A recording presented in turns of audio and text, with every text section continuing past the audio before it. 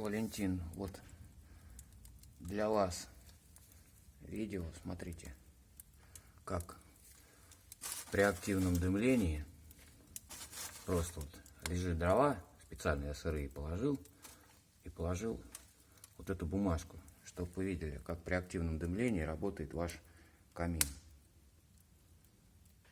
Идеально просто.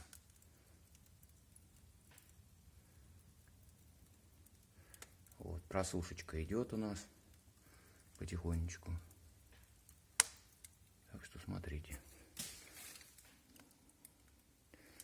В доме у вас даже запаха дыма нет.